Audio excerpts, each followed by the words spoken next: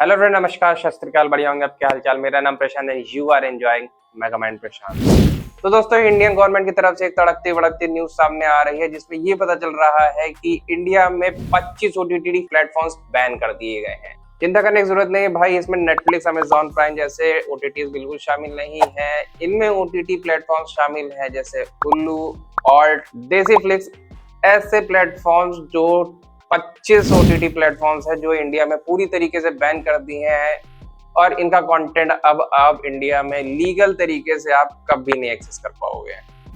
Ministry of information and broadcasting के under ये पूरा डिसीजंस लिए गए हैं और सेक्शन 67 एंड 67 ए के अंतर ये सारे डिसीजन सारे लिए गए हैं कि यार ये प्लेटफॉर्म पूरी तरीके से इंडिया में बैन होने चाहिए। क्यों? क्योंकि इनका कंटेंट ही ऐसा है जो इनको बैन करने के लायक बनाता है कि भाई इन पे जो कंटेंट है वो काफी वल्गर है, बहुत ही ज्यादा ओपन सीन्स है। ओपन सीन क्या मतलब? ओपन सीन्स की हद पार कर रखी है कि मतलब कि इनके थ्रू जो मैसेजेस अपनी सोसाइटी में जो जा रहे हैं वो बहुत ही गंदी तरीके से वायरल हो रहे हैं। एमआईबी ने पूरी तरीके से सख्ती दिखाते हुए इन प्लेटफॉर्म्स को बैन कर दिया है, इन ऐप्स को बैन कर दिया है इंडिया में, इन पे दिखाने वाला कंटेंट अपने इंडिया में बिल्कुल ना शोकेस किया जाए। ये एक ऐसे प्लेटफॉर्म्स है जहां पे मेल और फीमेल आर्टिस्ट को इस तरह से शोकेस किया जाता है या फिर कह सकते हैं इतनी वल्गर तरीके से शो किया जाता है, ये इनपे ऑब्सीन सीन्स इस तरीके से शो किए जाते हैं जिससे कि एक बहुत ही गंदी तरीके से एक जो मैसेज जो क्रिएट होता है इनके थ्रू वो बहुत ही गंदी तरीके से अपनी सोसाइटी में फैल रहा था। और इस तरीके के मैसेज या इस तरह की वल्गैरिटी अपने सोसाइटी में ना पहुंचे और मॉरल और कल्चरल वैल्यूज या कल्चरल एथिक्स अपनी सोसाइटी में बने रहे, जिससे कि आने वाली जनरेशन थोड़ी सी मतलब बेटर परफॉर्म करे। क्योंकि इनकी वजह से जो जनरेशन इस डेटा को कंज्यूम कर रही है या फिर इस तरीके का कंटेंट कंज्यूम कर रही है, भाई मेंटल हेल्थ तो उस पर फर्क पड़ेगा ही पड़ेगा। क्योंकि भाई जिस तरीके का आप कंटेंट कंज्यूम करोगे उस तरह की आपकी मेंटल स्टेट हो जाएगी, और जो अगर मेंटल स्टेट एक बार खराब हो गई तो भाई उसको सुधारने का कोई तरीका नहीं होता है।